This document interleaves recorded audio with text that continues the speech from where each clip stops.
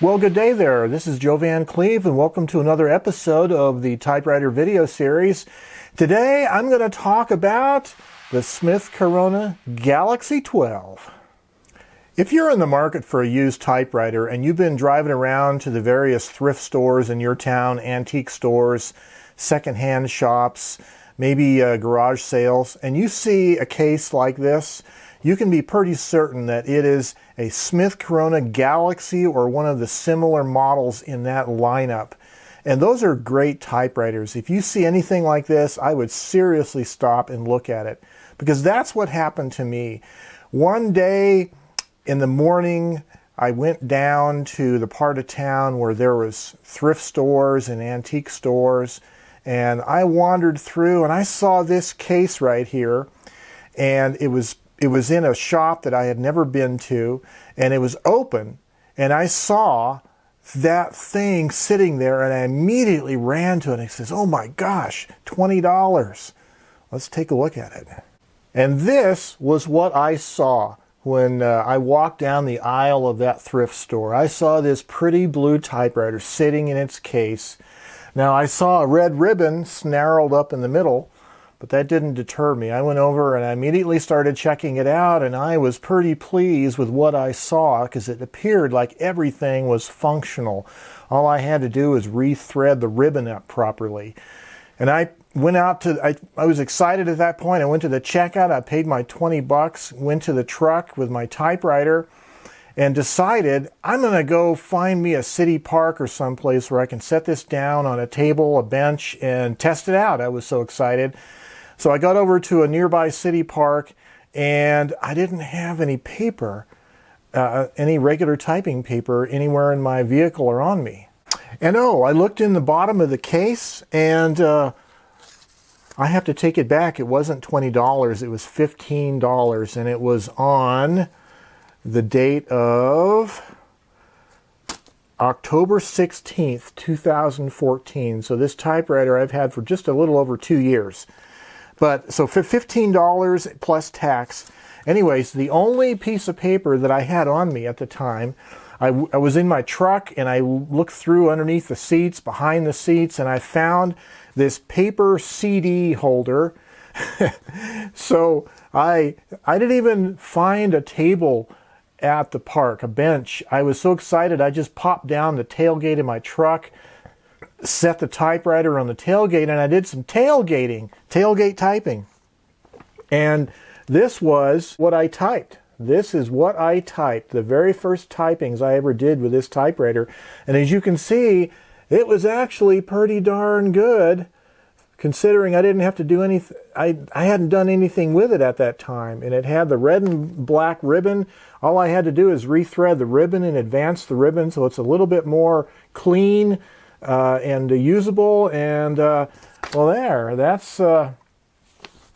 that was the original typing, and it's kind of fun to have that along with the receipt on your typewriter. But this is the Smith-Corona Galaxie 12 in a two-tone blue color. Let's look a little bit closer at it, shall we?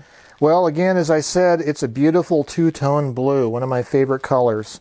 Well, let's look at the basic overall layout. It is a wide carriage machine.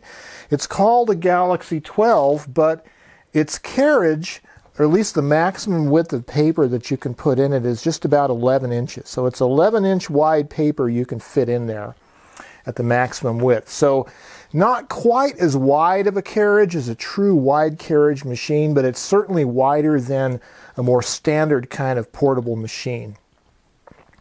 Let's start on the keyboard. So upper left corner, you have your low, medium, high touch selector.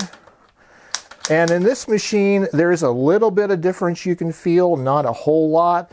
And that always happens with these older machines when the linkages need to be degreased and things are already a little bit hardened up. I haven't really done much work on this, actually. This is a more modern style keyboard, so you have a number 1, an exclamation mark, a plus and an equals.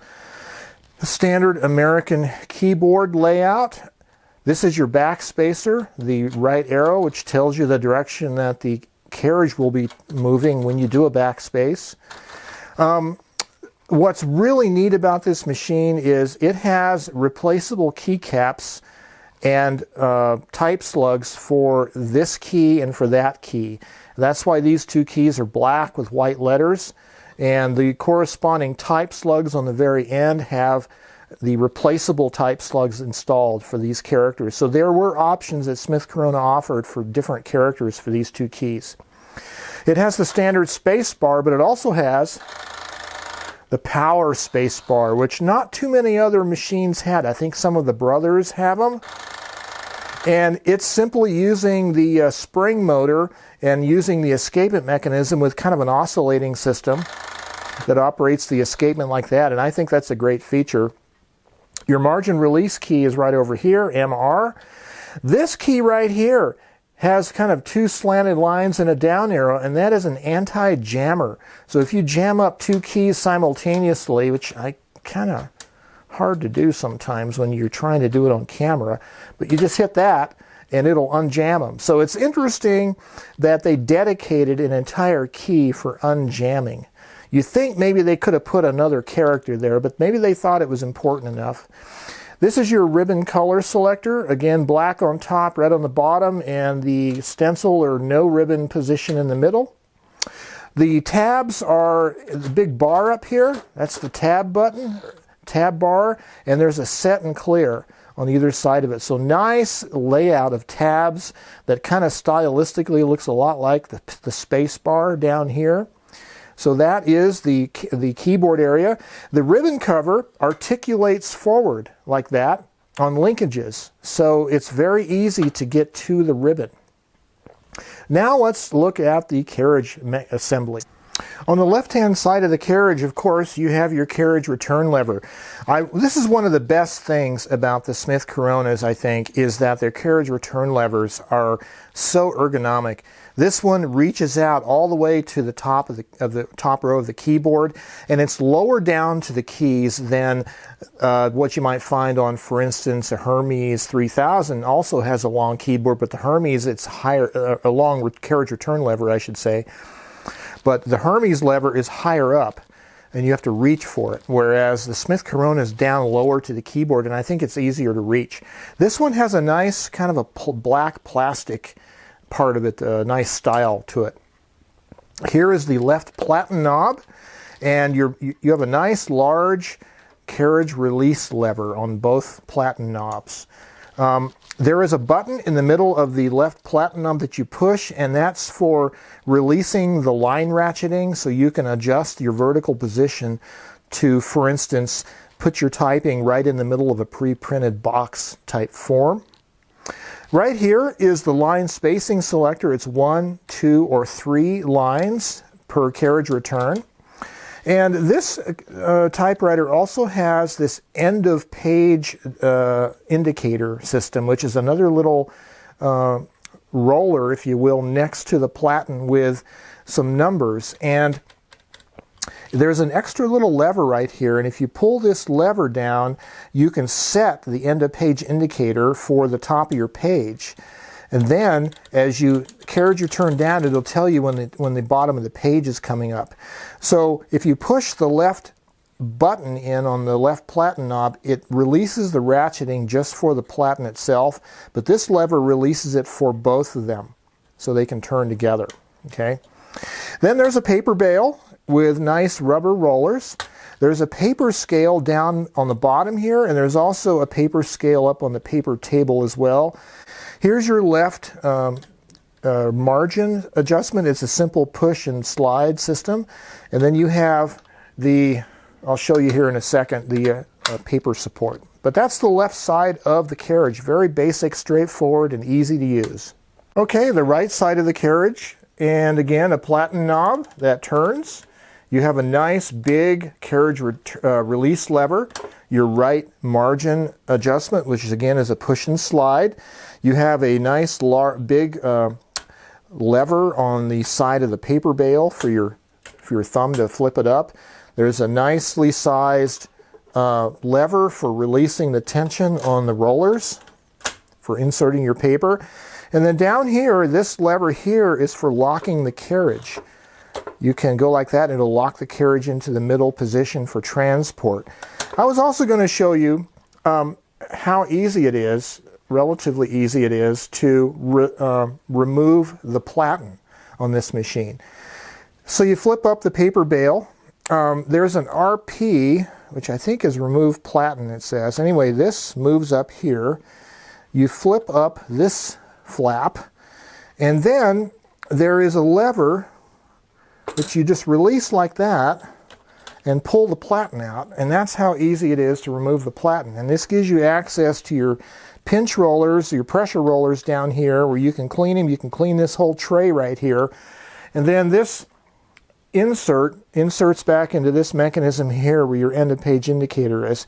And you can also clean behind your paper guides, which this one has a little bit of buildup of whiteout from the previous owners. So to put your pinch roller, or your platen roller I should say, back in, you just insert the left side first, slide the right side in there until it locks into place, and lower that down and you're good to go. Very quick and efficient. And of course the paper supports behind the platen, you simply pull up either one and they both come up together. Very nice looking, elegant paper support system, and it folds back down easily enough. Let's thread some paper up and let's try typing on this thing, shall we? Oh, we happen to have a sheet of my favorite typing paper, the Mead multi-purpose paper. This particular machine is in not too bad a shape.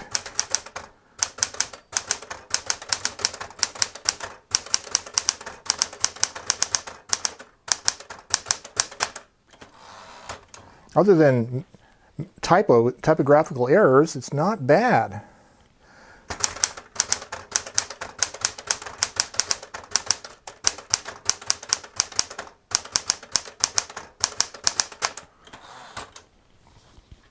It is a nice typing machine. And this very well could be the original ribbon that came with this machine. I can't remember if I ever replaced it.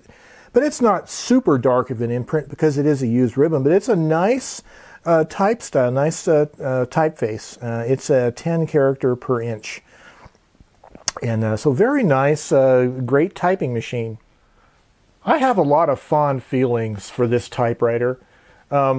You know, it's not the smallest machine in my collection. It is a medium-sized machine. It's fairly heavy, but not super heavy. It does have a pretty good carrying case, and you can lug it around, put it in the trunk of your car, take it places. I love the color of it. I like the features. I like the more modern style keyboard. I really like the power spacebar. That is a great feature. The only other machine in my collection that has that is the brother-made Webster XL747. This is one of those workhorse typewriters that if you only had one of them, this could very well be that one. I know I said the same thing in the last video about the Hermes 3000. It's true about that one. I believe I said it the video before that regarding the Olivetti Underwood 21. It's true about that one as well. In my collection, I've been trying to maintain pare down the numbers of typewriters and keep the quality ones and the ones that I really like. This is one of those machines, the Galaxie 12. You know, it may not be quite as nice to type on as a Hermes 3000, but this is a $15 thrift store typewriter. And it is a great machine. And if you find any kind of a Smith-Corona Galaxie in this series, I would pick it up and seriously consider it. These are great machines. Until next time, this is Joe Van Cleve. You have yourself a great day and keep writing.